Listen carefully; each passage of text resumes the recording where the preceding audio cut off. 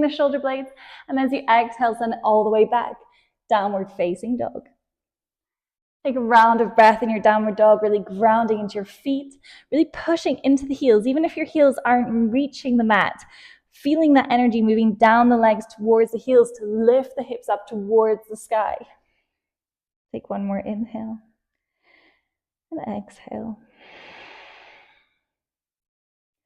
So your next inhale, lift your gaze, lift onto your toes, generous bend in the knees.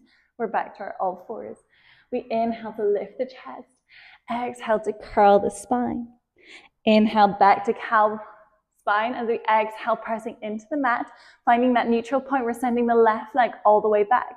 Inhaling here as you exhale, cross the left leg over the right, looking over the right shoulder. We're feeling that stretch across the left side of the body.